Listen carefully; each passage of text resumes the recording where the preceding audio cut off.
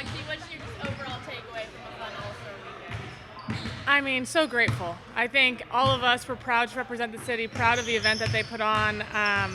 Just happy that we were able to host such an amazing event. How do you move forward now? It's on the second half of the season, a lot of work to do. What's the mindset? It's a whole nother level of focus. The second half, all these games mean a lot. We're chasing, to put ourselves in a good position heading into playoffs. So we're taking every day really serious, locking in on every scout, every game. I'm not taking any day too easy. Steph was talking about before All-Star break, just inconsistencies and getting healthy, and you guys still aren't fully healthy where you want to be. So how do you build that consistency right now when you don't have all the personnel you want? Yeah, I mean, we've faced adversity all year already, so I think that's only helping us prepare for the end of this season. And obviously, not healthy right now, but I think the group that we have, we're resilient. We're working together, trying to figure out, the best way to position ourselves for success, and that's going to look different every night. But I think more than anything, we've grown together as a group. Our chemistry is getting better and better every day, so hopefully that translates on the court.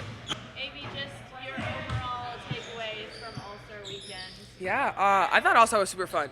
Obviously super exhausting at the same time, but I thought we showed out. Like I said, the fans were amazing. Everyone that came here, just the environment was great. Now you move forward, Liberty tomorrow. Yep. What's the key? What did you guys work on today to make sure you can try to get some revenge after last week? Yeah, I mean, I thought, just thinking about our last game, we just didn't let them feel us too much, honestly, throughout the game. Obviously, I think our start, we kept it really close, and then they kind of just were able to move the ball and do a bunch of stuff that they wanted to do. And so for us, just make sure that we keep that defensive intensity up, and then that'll translate on the offensive end as well.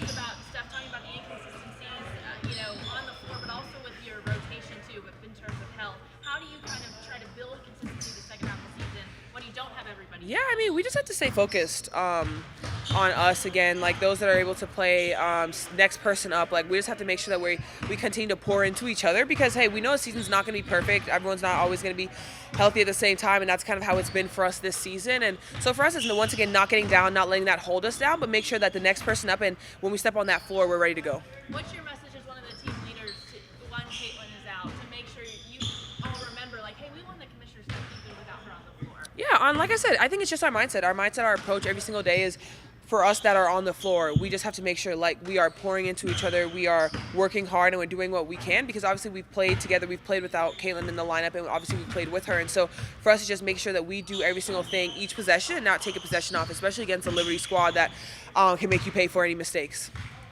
Obviously with Caitlin on the floor versus with Caitlin off the floor, just how does that change the offense for you and just generally?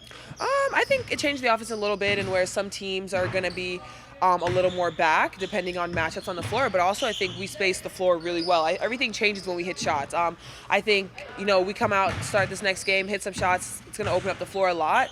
And obviously Caitlin's a fantastic passer, but I think we figured out once again different ways to get everyone that needs to touch the ball and when and where. And so we just continue to trust our offense and let it flow. All right, just one last final question about All-Star Weekend.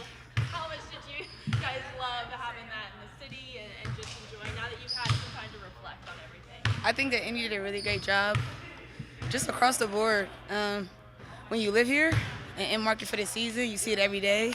But for that weekend, I'm like, oh, that was different. That's new. I like that. So overall, they just did a really great job of keeping everybody kind of having fun, made it a family environment. I know my family and friends came, so to know that the Fever made festivities for family, I thought it was pretty dope. Now you shift to the second half of the season. What's the mindset of this team, the vibe right now, heading to Liberty tomorrow? I think that the second half, a lot of teams make adjustments. So you want to be mindful of those adjustments. You want to make sure that you're adjusting as well. I think this is about grit now. So there's no more time. And so hopefully a lot of the L's that we took mentally, physically, literally, it's different. Hopefully that we looked at it for what it was and don't happen again. What kind of adjustments are you guys making? I think just that defensive energy for the course of a whole shot clock. I think that just being mindful of personnel and knowing who we guarding. I think our coaches do a good job of telling us about the personnel. So I think for us to continuously be great, we just got to know who we guard. How do you utilize that against the Liberty specifically tomorrow? You got to know their strengths. Sabrina's great. Stewie's great. JJ's great. The list goes on. But I think that you just got to, for them, like, make it tough as much as possible. They're going to make some tough shots. They're great for a reason. So just kind of be in it regardless of what happens, but make it dirty and muck it up for them because we know how great they is. They make tough shots that, sometimes it just goes in, and so we got to make it difficult as much as possible. With Caitlin out too, how important is it that you guys get a win to start off the second half? I think I want to win regardless. Unfortunately, Cece will not be around, but you got to want to win regardless. We look at these situations like it's unfortunate, but we got to keep playing for her and make sure that she knows that, we miss her, but we got to do right by ourselves as well. Steph has talked about stacking days and, like, getting consistency. Just how much of that is mental? All of it.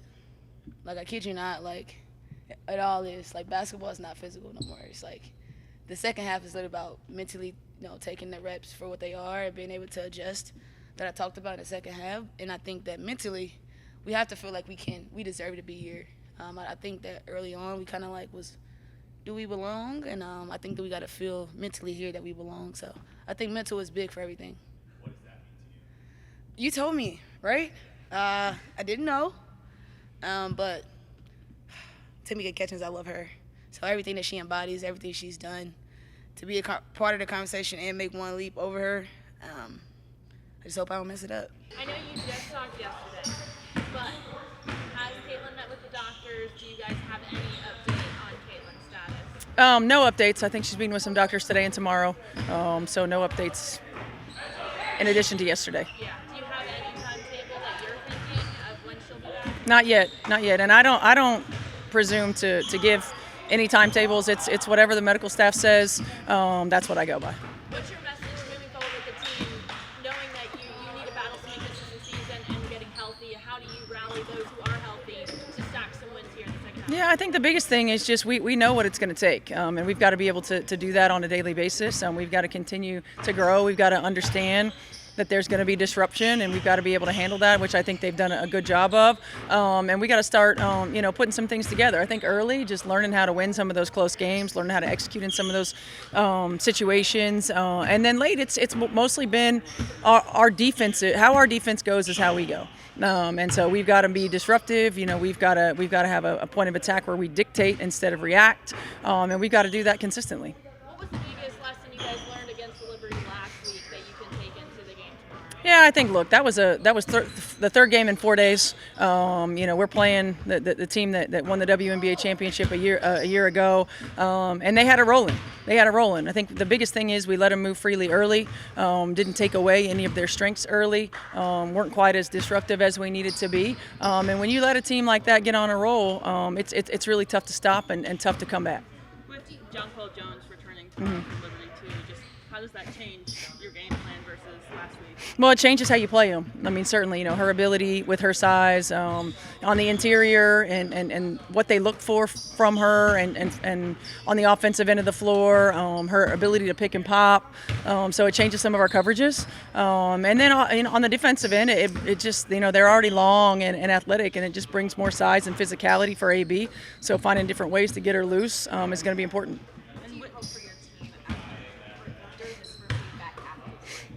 Just to continue to build, come out with a sense of urgency, continue to build, continue to grow, making sure that we're putting ourselves in position for success on a nightly basis, and we play with a sense of urgency. With Caitlin meeting Patrick Stain tomorrow, does that mean she's not going to be making the trip to New York? No, she's making the trip to New York. Yep.